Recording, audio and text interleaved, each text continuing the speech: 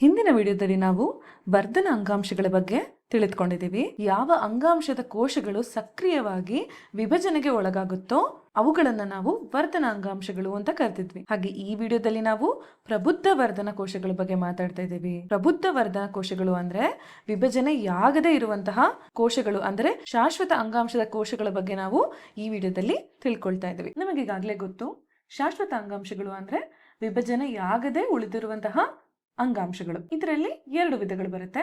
ಮೊದಲನೆಯ ವಿಧ ಸರಳ ಶಾಶ್ವತ ಅಂಗಾಂಶ ಹಾಗೂ ಎರಡನೆಯ ವಿಧ ಸಂಕೀರ್ಣ ಶಾಶ್ವತ ಅಂಗಾಂಶ. ಈ ಸರಳ ಶಾಶ್ವತ ಅಂಗಾಂಶಗಳು ಒಂದೇ ರೀತಿಯ ಜೀವಕೋಶಗಳಿಂದ ಮಾಡಲ್ಪಟ್ಟಿರುತ್ತೆ. ಹಾಗೆ ಈ ಸಂಕೀರ್ಣ ಶಾಶ್ವತ ಅಂಗಾಂಶಗಳು ವಿವಿಧ ರೀತಿಯ ಅಂಗಾಂಶಗಳಿಂದ ಮಾಡಲ್ಪಟ್ಟಿರುತ್ತೆ. ಹಾಗೆ ಆ ಅಂಗಾಂಶಗಳು ಒಂದು ನಿರ್ದಿಷ್ಟ ಕಾರ್ಯವನ್ನ ನಿರ್ವಹಿಸ್ತಾ ಇರ್ತವೆ. ಸರಿ, ಈಗ ಒಂದು ಉದಾಹರಣೆಯ ರೀತಿಯಲ್ಲಿ ನೋಡೋಣ. ಇಲ್ಲಿ ನೋಡಿ, ಇವೆಲ್ಲವೂ ಒಂದೇ ರೀತಿಯ ಜೀವಕೋಶಗಳು ಹಾಗೂ ಈ ಎಲ್ಲಾ ಜೀವಕೋಶಗಳು ಸೇರಿ ಒಂದು ಅಂಗಾಂಶವನ್ನ ರಚಿಸ್ತಾ ಇದೆ. ಹಾಗೂ ಆ ಅಂಗಾಂಶನೇ ನಾವು ಸರಳ ಶಾಶ್ವತ ಅಂಗಾಂಶ ಅಂತ ಕರ್ಕೊಳ್ತಾ ಇದೀವಿ. ಇನ್ನು ಸಂಕೀರ್ಣ ಶಾಶ್ವತ ಅಂಗಾಂಶಕ್ಕೆ ಬಂದರೆ ವಿಭಿನ್ನ ಬಣ್ಣದ ಜೀವಕೋಶಗಳು ವಿಭಿನ್ನ ಅಂಗಾಂಶಗಳಾಗಿ ರಚನೆಯಾಗಿವೆ ಹಾಗೂ ಅವೆಲ್ಲವೂ ನಿರ್ದಿಷ್ಟ ಕಾರ್ಯವನ್ನ ನಿರ್ವಹಿಸ್ತಾ ಇದ್ದಾವೆ. ಅದಕ್ಕಾಗಿ ನಾವು ಅದನ್ನ ಸಂಕೀರ್ಣ ಶಾಶ್ವತ ಅಂಗಾಂಶ ಅಂತ ಕರ್ಕೊಳ್ತಾ ಇದ್ದೀವಿ. ವಾಸ್ತವವಾಗಿ ಈ ಅಂಗಾಂಶಗಳು ಇದೇ ರೀತಿಯಾಗಿ ಕಾಣಿಸೋದಿಲ್ಲ. ನಿಮಗೆ ಅರ್ಥ ಮಾಡಿಸೋದಕ್ಕಾಗಿ ನಾನು ಬರ್ಕೊಳ್ತಾ ಇದ್ದೀನಿ ಅಷ್ಟೇ. ಈಗ ನಾವು ಒಂದು ಸಸ್ಯವನ್ನ ತಗೊಂಡು ಅದರ ಒಂದು ಭಾಗವನ್ನ ಕತ್ತರಿಸಿ ಆ ಕತ್ತರಿಸಿದ ಪ್ರದೇಶವನ್ನ ನಾನು ಸೂಕ್ಷ್ಮದರ್ಶಕದಲ್ಲಿ ಅಂದ್ರೆ ಮೈಕ್ರೋಸ್ಕೋಪ್ ಅಲ್ಲಿ ನೋಡಿದರೆ ಈ ರೀತಿಯಾಗಿ ಕಾಣಿಸುತ್ತೆ.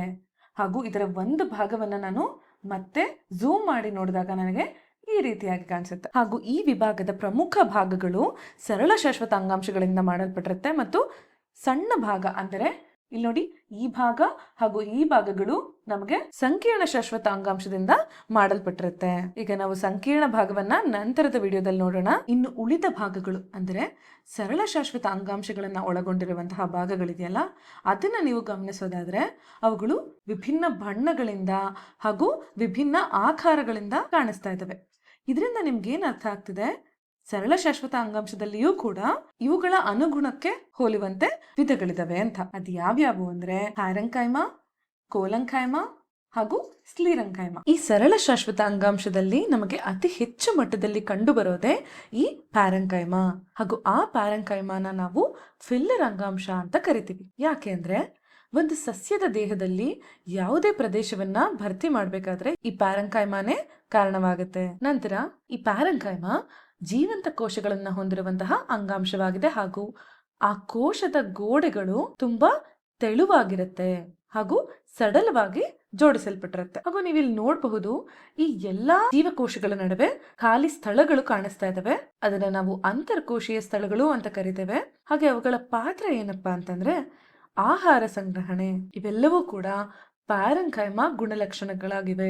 ಸಾಮಾನ್ಯವಾಗಿ ನೀವು ಎಲೆಗಳಲ್ಲಿ ಪ್ಯಾರೆಂಕೈಮಾ ಕೋಶಗಳನ್ನ ಕಾಣಬಹುದು ಹಾಗೂ ಅವುಗಳು ದ್ಯುತಿ ಸಂಶ್ಲೇಷಣೆಯಲ್ಲಿ ಅಂದರೆ ಫೋಟೋಸಿಂಥಸಿಸ್ ಕಾರ್ಯವನ್ನ ನಿರ್ವಹಿಸುತ್ತವೆ.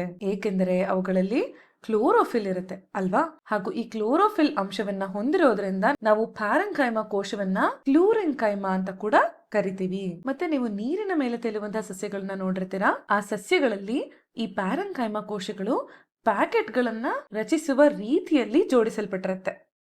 ಇದಕ್ಕೆ ಉತ್ತಮವಾದ ಉದಾಹರಣೆ ನೀರಿನಲ್ಲಿ ಬೆಳೆಯುವಂತಹ ಕಮಲ. ಹಾಗಾಗಿ ಈ ರೀತಿಯಾಗಿ ರಚನೆಯಾಗಿರುವಂತಹ ಪ್ಯಾರೆಂಕೈಮಾ ಕೋಶಗಳು ಸಸ್ಯಕ್ಕೆ ತೇಲುವಿಕೆಯ ಗುಣವನ್ನ ಒದಗಿಸಿ ನೀರಿನ ಮೇಲೆ ತೇಲಲು ಸಹಾಯ ಮಾಡುತ್ತೆ. ಅಂತಹ ಪ್ಯಾರೆಂಕೈಮಾ ಅಂಗಾಂಶಗಳನ್ನ ನಾವು ಏರೆಂಕೈಮಾ ಅಂತ ಕರಿತೀವಿ. ಈಗ ಮುಂದಿನ ವಿಧವನ್ನ ನೋಡೋಣ, ಅದೇ ಕೋಲಂಕೈಮಾ. ಇವು ಕೂಡ ಜೀವಂತ ಕೋಶಗಳನ್ನ ಹೊಂದಿರ್ತವೆ. ಹಾಗೆ ಇದರ ಕೋಶದ ಗೋಡೆಗಳು ಪ್ಯಾರೆಂಕೈಮಾದಷ್ಟು ತೆಳ್ಳಗಿರುವುದಿಲ್ಲ. ಅದರ ಹೊರತಾಗಿ ಕೋಶದ ಮೂಲೆ ಮೂಲೆಗಳಲ್ಲಿ ಸೆಲ್ಯುಲೋಸ್, ಹೆಮಿಸೆಲ್ಯುಲೋಸ್ ಹಾಗೂ ಪೆಕ್ಟಿನ್ಗಳ ಶೇಖರಣೆ ಆಗಿರುತ್ತೆ ಹಾಗೂ ಅವುಗಳು ಗೋಡೆಗಳನ್ನ ದಪ್ಪವಾಗಿ ಮಾಡಿಸುತ್ತೆ. ಹಾಗೂ ಈ ಕೋಲಂಕೈಮಾ ಅಂಗಾಂಶಗಳಲ್ಲಿ ಅಂತರಕೋಶೀಯ ಸ್ಥಳಗಳು ಬಹಳ ಕಡಿಮೆ ಇರುತ್ತೆ. ಹಾಗಾಗಿ ಅಂಗಾಂಶದ ಮುಖ್ಯ ಕೆಲಸ ಏನಪ್ಪಾ ಅಂತಂದ್ರೆ ಸಸ್ಯಕ್ಕೆ ನಮ್ಯತೆಯನ್ನ ನೀಡೋದು. ಉದಾಹರಣೆಗೆ ನೀವು ಸುರುಳಿ ಆಕಾರದ ಆರೋಹಿ ಎಳೆಗಳನ್ನ ನೋಡಿರ್ತೀರ. ಆ ಎಳೆಗಳ ಆಕಾರ ನಿಮಗೆ ಕೋಲಂಕೈಮಾ ಅಂಗಾಂಶದಿಂದ ಕಂಡು ಬರುತ್ತೆ. ಈಗ ನಾವು ಮೂರನೇ ಹಾಗೂ ಅಂತಿಮ ಸರಳ ಶಾಶ್ವತ ಅಂಗಾಂಶ ವಿಧವನ್ನ ನೋಡ್ತಾ ಇದೀವಿ, ಅದೇ ಸ್ಕ್ಲೇರೆಂಕೈಮಾ. ಈ ಸ್ಕ್ಲೇರೆಂಕೈಮಾ ಸತ್ತ ಕೋಶಗಳಿಂದ ಮಾಡಲ್ಪಟ್ಟಿರುತ್ತೆ. ಆಶ್ಚರ್ಯ ಆಗ್ತಿದ್ಯಾ? ಹೌದು, ಜೀವಂತ ಸಸ್ಯದಲ್ಲಿಯೂ ಕೂಡ ಸತ್ತ ಕೋಶಗಳು ಇರುತ್ತವೆ. ವಾಸ್ತವವಾಗಿ ಸಸ್ಯಗಳಲ್ಲಿ ಜೀವಂತಕ್ಕಿಂತ ಹೆಚ್ಚು ಸತ್ತ ಕೋಶಗಳೇ ಇರುತ್ತೆ. ಈಗ ಮನುಷ್ಯ ದೇಹದಲ್ಲೂ ಕೂಡ ಕೂದಲು, ಉಗುರುಗಳು ಅವೆಲ್ಲವೂ ಕೂಡ ಸತ್ತ ಕೋಶಗಳೇ ಅಲ್ವಾ? ಅದೇ ರೀತಿಯಾಗಿ ಸಸ್ಯಗಳಲ್ಲಿಯೂ ಕೂಡ ಈ ಸ್ಕ್ಲೇರಂಕೈಮ ಅಂದರೆ ಸತ್ತ ಕೋಶಗಳು ಹೆಚ್ಚಿನ ರೀತಿಯಲ್ಲಿ ನಮಗೆ ಕಾಣಿಸುತ್ತೆ. ಹಾಗಾದ್ರೆ ಈ ಸ್ಕ್ಲೇರಂಕೈಮ ಅಂಗಾಂಶದ ಪಾತ್ರ ಏನು ಅಂದ್ರೆ ಸಸ್ಯದ ಭಾಗಗಳನ್ನ ಗಟ್ಟಿಯಾಗಿ ಮಾಡಿಸುತ್ತೆ ಹಾಗೂ ಸಸ್ಯಕ್ಕೆ ಶಕ್ತಿಯನ್ನ ಒದಗಿಸಿಕೊಡುತ್ತೆ. ಉದಾಹರಣೆ ಅಂದ್ರೆ ನಿಮ್ಗೆ ತೆಂಗಿನಕಾಯಿ ಗೊತ್ತಿದೆ ಅಲ್ವಾ? ಆ ತೆಂಗಿನಕಾಯಿಯ ಸಿಪ್ಪೆ ಈ ಸ್ಕ್ಲೇರಂಕೈಮಾದಿಂದ ಮಾಡಲ್ಪಟ್ಟಿರುತ್ತೆ. ಯಾಕೆ ಈ ಸ್ಕ್ಲೇರಂಕೈಮಾ ತುಂಬಾ ಗಟ್ಟಿಯಾಗಿರುತ್ತೆ ಅಂತ ನೀವು ಕೇಳೋದಾದ್ರೆ ಅವುಗಳ ಗೋಡೆಗಳು ಲಿಗ್ನಿನ್ ಅನ್ನೋ ರಾಸಾಯನಿಕ ವಸ್ತುವಿನ ಶೇಖರಣೆಯಿಂದ ಮಾಡಲ್ಪಟ್ಟಿರುತ್ತೆ. ಆದ್ರಿಂದ ಗೋಡೆಗಳು ತುಂಬಾ ದಪ್ಪವಾಗಿರುತ್ತೆ ಮತ್ತು ಅಂತರ್ಕೋಶೀಯ ಸ್ಥಳವಿಲ್ಲದೆ ತುಂಬಾ ಗಟ್ಟಿಯಾದ ಅಂಗಾಂಶವಾಗಿ ಕಾಣಿಸುತ್ತೆ. ಹಾಗೆ ಈ ಅಂಗಾಂಶ ಎಲೆಗಳಲ್ಲಿ, ನಾಳಗಳಲ್ಲಿ, ಕಾಂಡಗಳಲ್ಲಿ ಮತ್ತು ಬೀಜಗಳ ಗಟ್ಟಿಯಾದ ಹೊದಿಕೆಯಲ್ಲಿ ಕೂಡ ನಿಮಗೆ ಕಾಣಿಸ್ತಾ ಹೋಗುತ್ತೆ. ಹಾಗಾಗಿ ನಿಮಗೆ ಸರಳ ಶಾಶ್ವತ ಅಂಗಾಂಶದ ವಿಧಗಳ ಬಗ್ಗೆ ಪೂರ್ತಿಯಾಗಿ ತಿಳಿದಿದೆ ಅಂತ ಭಾವಿಸ್ತಾ ಇದ್ದೀನಿ.